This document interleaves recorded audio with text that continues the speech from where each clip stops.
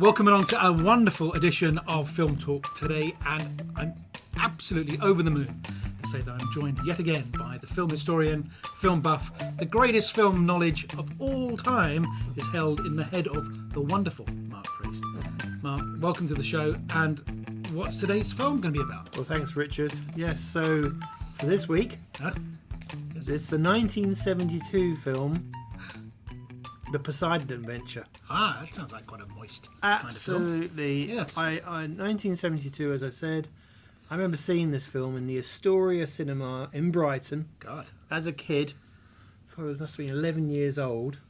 And it's an absolutely superb film. It's one of the best disaster movies that ever. In fact, actually, it was attributed as being the first of the disaster movies. The first?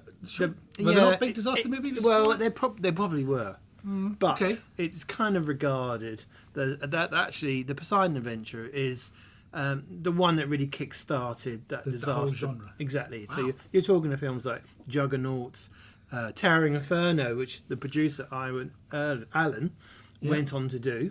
And with Fred Astaire, bizarrely. Fred Astaire and Steve McQueen. What a that's cast right. in that Yes, film. yeah. Paul Newman. That's a fantastic film as well. That may come up in a future film talk. I think it might. I think it might. could, yeah.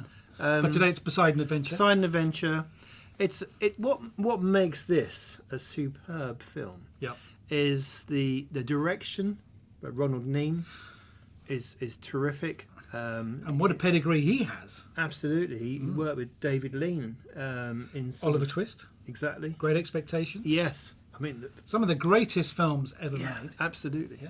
And Judy Garland as well. He directed her. Alec Guinness. I mean, he's got a great pedigree. Supposed to be a fantastic gentleman as well. So he's a great director.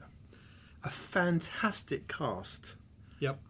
Gene Hackman plays Reverend Scott. You've got Ernest Borgnine, who's absolutely fantastic as a grisly New York cop, Rocco. And the list goes on. Red Buttons, Yeah. Rhodey McDowell, Shelley Winters. It's a great cast, and when you see this film, Yeah. you can see the acting in this. They really mean it. They're loving doing this film.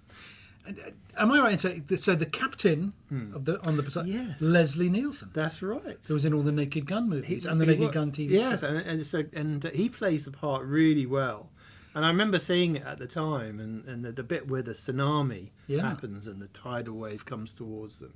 It's a great scene where he can see that it's just about to hit, and he says, "Oh my God!" It's a brilliant part. But he plays it very seriously, doesn't he? He does. Even though he's such a great comic actor in those other great Yes, comic movies. yes, but it's a really serious part. Exactly, and I watched it again only a couple of days ago, and it did make me smile because there is a scene where he's at the captain's table on the New Year's Eve and he just happens to have the largest phone you could possibly get sitting by the side of him with the biggest red button, and it really is something out of Police Squad if you really think God. about it. But he plays the part beautifully and adds to the tension as well.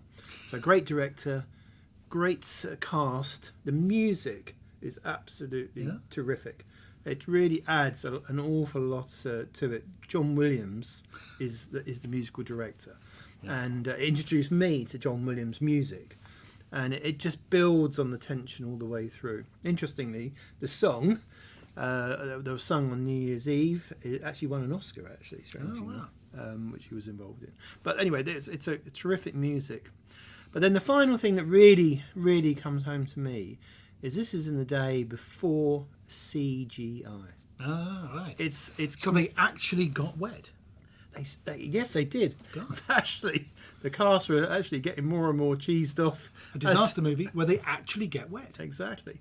And it was really, and actually they had to be showered down every morning before they went on to do the shoot. And, well, you can imagine the repercussions or something like that. But it adds to the tension because they're getting cheesed off. But you can kind of see that they're actually getting really, the acting again is terrific in it. So they're really doing it, aren't they? They really are. Yeah, they're feeling the pain, really. Which is good. And actors should feel the pain, and you should feel they're really energised into their roles and committed to it. Yeah, and it's a very physical film. Shelley Winters, there's a great scene where she dives under water and saves Reverend Scott, Gene Hackman. And she actually had somebody who obviously was a good swimmer anyway, but she actually took further swimming lessons underwater Yes. to actually learn how to do it properly. So it's genuinely her, not a stunt double, that's genuinely her underwater. And it's a very, very believable film because those guys actually got involved in the stunts and then did the stuff so much themselves. So for those who may not have seen it before Yeah. or paid much attention to it, Yeah. the nub of the story, the plot in a Yes. nutshell is... It's a cruise ship from, believe it or not, New York all the way to Athens. Okay. And it's coming around to New Year's Eve, and there's an earthquake just off Crete. Wow. And that creates the tsunami. And it literally puts the boat upside down once the tidal wave hits it.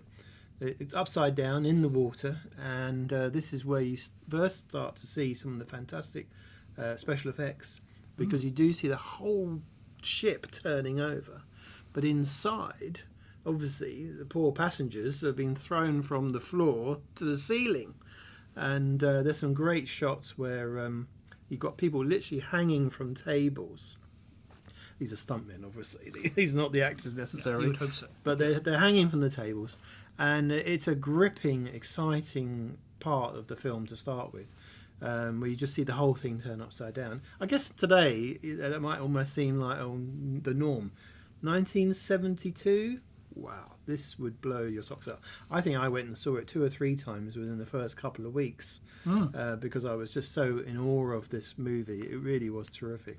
So the premise of the rest of the story is that a small group led by Reverend Scott and Ernest Borgnine make their way back up the boat, which is actually going down the boat. Right, yes. And there's a kid, kind of irritating actually, but he, through his understanding of the boat and talking to the pursers and the engineers, understands that the part of the boat that's got the smallest amount of metal plates, it's about 1.5 inches, I think, is actually where the engine room is. So the whole idea is he convinces Reverend Scott, we've got to get to the engine room, because that's where, if anybody's going to come and save us, that's the weakest point in the boat. And it's their story as they make their way towards the engine room.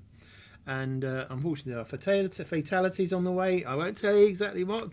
If you haven't seen it, you've got to go and see it, or buy it or rent it. It's a really exciting film. It's just up there.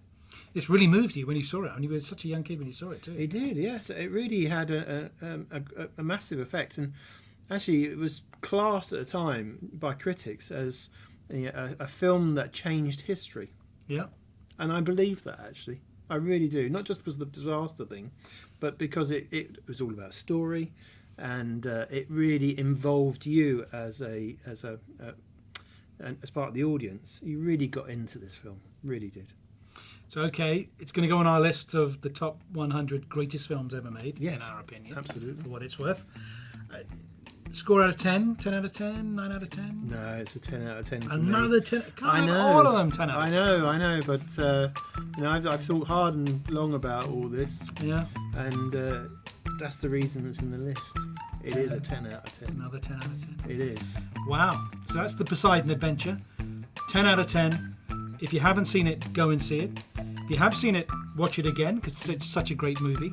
If you agree with us, write a comment down below and tell us what you think. If you don't agree with us, write a comment down below and tell us why.